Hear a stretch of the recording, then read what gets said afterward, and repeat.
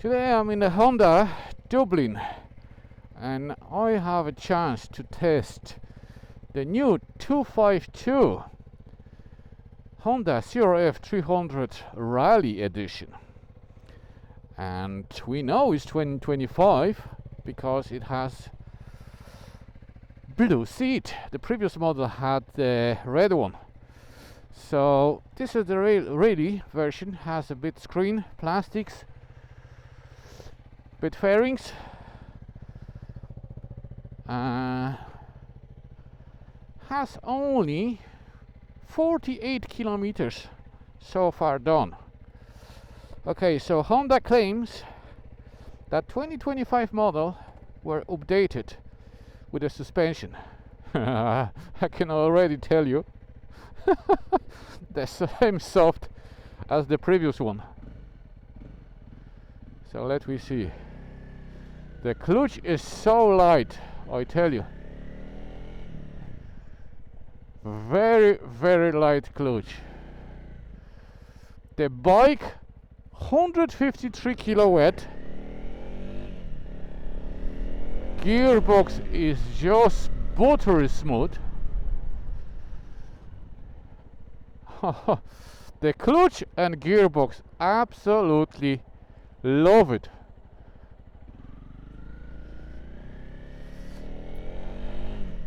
Little LCD display. Still brand new tires, so I have to be careful. So we have a fuel gauge, rev counter, speedometer, average consumption, gear indicator, and total mileage. It's not a power monster, but goes. You sit so high because this one has 885 millimeters, if I'm not mistaken, the seat height.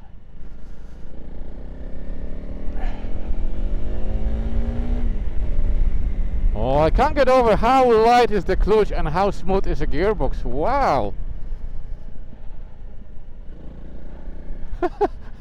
It's so light and nimble, guys. It's exactly 100 kilo less the wet weight compared to my Adventure Sport Africa Twin. It's just insane. It's just insane. The only thing, they claim they updated different color schemes, different stickers, all LED lights and indicators, and they says they update, or they just slightly make stiffer or different damping. But I can tell you, I was on previous Rally model 2023 and 300L, and for me the suspension are the same soft. So if any one of you thinking seriously take this bike off-road, probably the first mod which you have to do is a upgrade front forks and rear shock. And those one of you who think, oh yeah, I can get away with them because Honda told you that they updated the damping or whatever they done. Now they're so soft. If they're so soft on the road, can you imagine what's gonna happen off-road? You're gonna be all over the places. Very easy to find the neutral. I think that 27 horsepower it should be enough off-road. Obviously with that small engine and a bit lack of power, you have to shift the gearbox more often than you will normally do. Screen is not adjustable, but you have that plastic bar that you can hang the navigation. Very basic, very simple. But that's what you need from the off-road bike. So this one, like I said, is the Rally edition, so has that screen. The 300L doesn't have any screen, just the headlight on the front. Small cowl, plastic cowl, that's it. This one has a bigger tank, 12.8 liters. So technically you should do 300 kilometers, around 300 kilometers on the full tank. Nice protective plastics. Those handguards, or actually I should call them like, you know, wind shields, because they not protect you from any impact, from any crash. I don't know even if they protect you from the wind. They will probably have to be changed straight away if you decide to take this bike off-road. The bike comes on a bit unknown for me brand of tires, so I don't know. In general, long, flat, one-piece seat. You can find loads of room, but suspension definitely a bit too soft, too squishy. I don't know how somebody can say yes, they're okay to do off-road. Maybe if you're beginner, like, you know, if you're only starting do off-road and you get some experience, very soon you will notice that the suspension no good at all. And most of the people who just bought them, doesn't matter Rally or 300L, the first modes what they do is the forks and the rear shock, and then probably start looking for the power. There is loads of different modes that you can do with this bike, loads of accessory parts that you can put it on, so it's great. And it's Honda, again, so probably happy long miles without any problems. And also what is great about this bike doesn't require like the 450 L service every 50 hours. I think so. The service intervals are 10 or 12,000 kilometers, so as a normal bike.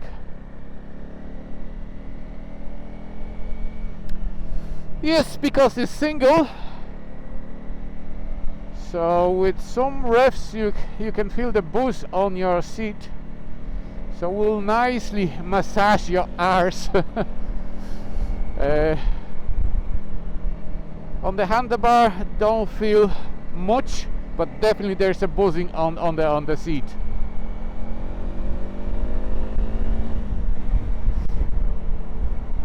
Unfortunately, with this traffic I can't get into the full speed of this bike, but I think you should get 120 no problem motorway speed. So if you have to just, like, you know, get some tarmac miles between you get into the trails, it's manageable.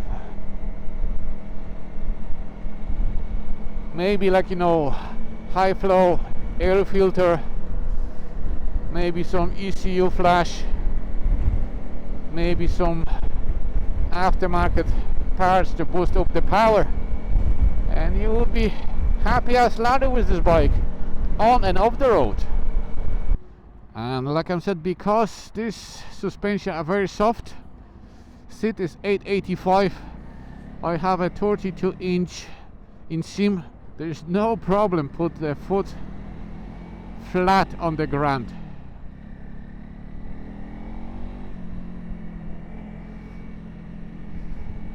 Yeah, I can see now why this bike is so popular for adventure traveling, because it's so small, so nimble, like, you know. Of course, yes, lack of power, but you don't need, like, you know, sub 200 kilos bike going around the world and try to, like, you know, fight with the bike when you drop it. I'm not even talking about the crashing the bike. Simple drop will make you tired from lifting heavy adventure bike or mid-weight adventure bike. This 153 or even, like, you know, 10 kilos lighter 300L version will do the job. Me personally, if I will go for the Honda CRF300, I will go for the rally version, because, or rally version, whatever you want to call it, because that little screen, I tell you, it's little, doesn't look like anything that will give you any protection, looks like a gimmick screen, but actually clear off completely wind from my chest.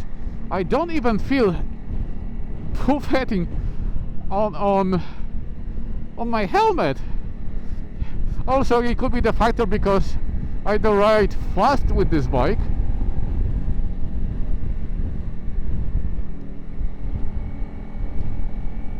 But maybe it's just simply good. Okay, maybe now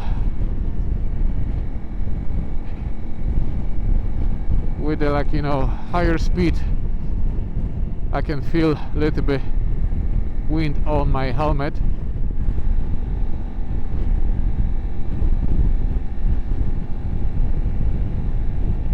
And definitely when you go faster on those little tires,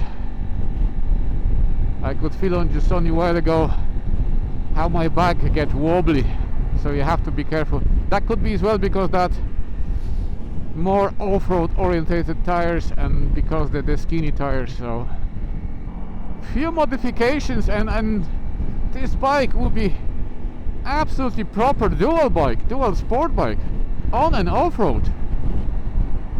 Of course you have to invest few quid, few dollars or few euros, depends where you live.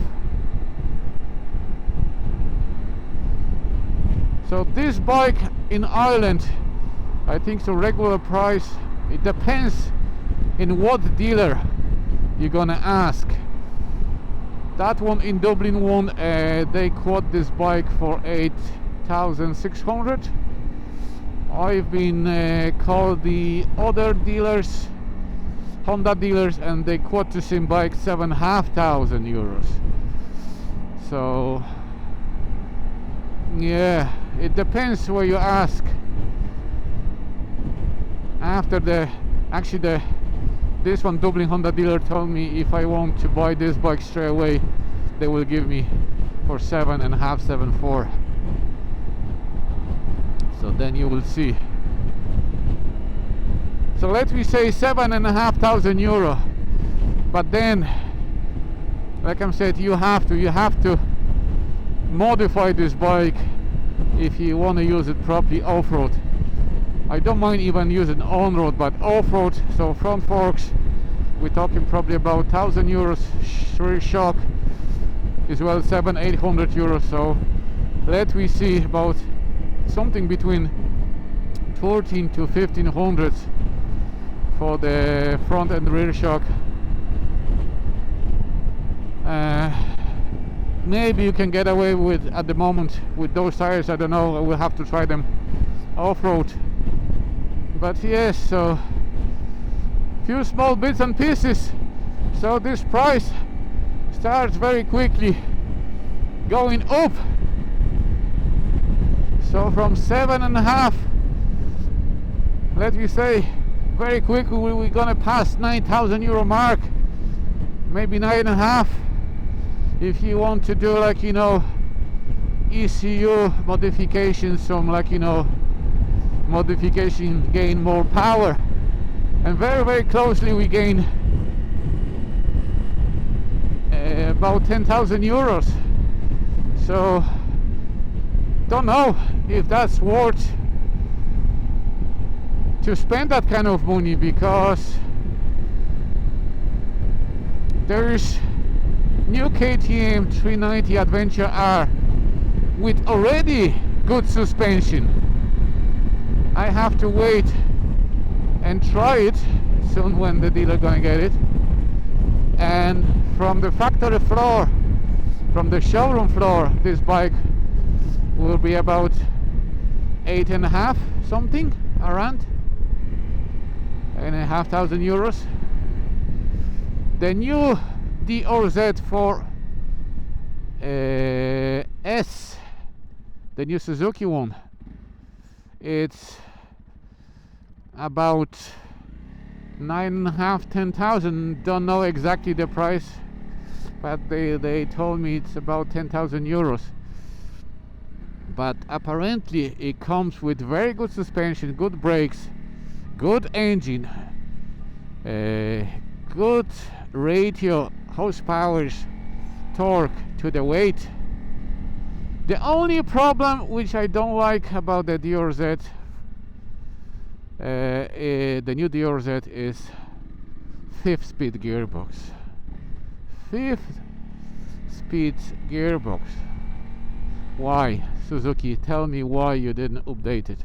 Yeah, what else? I don't know what's really else from the new bikes you compare to this one. Like, you know, the manufacturers actually stopped making proper dual sports. They don't make them anymore. I don't know why. We asked them, like, you know, give us proper, like, you know, dual sport, light, nimble, with the decent power, decent torque. Ask reasonable amount of money and we'll buy a few of those bikes. Now I have to say, I was a bit skeptic about this bike. Impress you on the paper doesn't impress you when you're standing at the side of it, but actually it's great, a great little bike.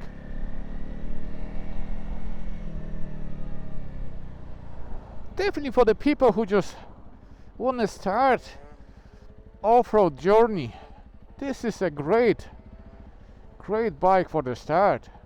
Don't buy 10R 700, which is over 200 kilos. It's a beast. It has too much power, too much weight. Start from something like that, and you will be happy as Larry. Genie, macaroni. Throw a few bits and pieces on it, and you should be fine. Yeah, really nice bike.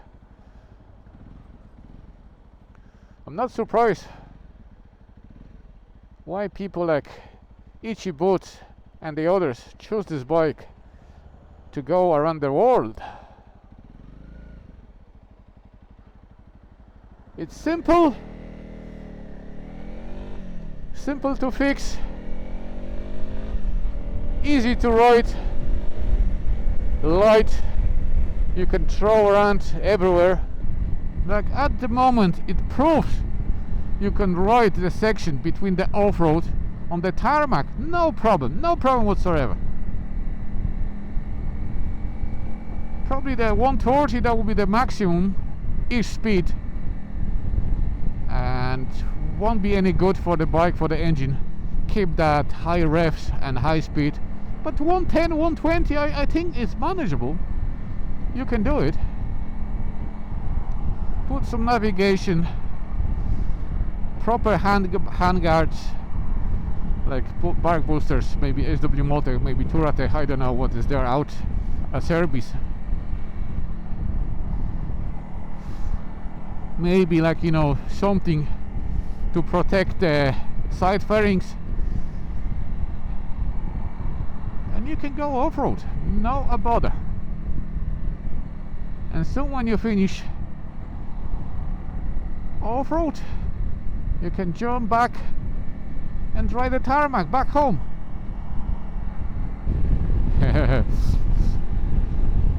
Probably another biggest surprise so far up this year. I didn't know this little Honda will give me so much enjoyment, so much smile on my face. It's only around 300cc and it's so great. Absolutely love it.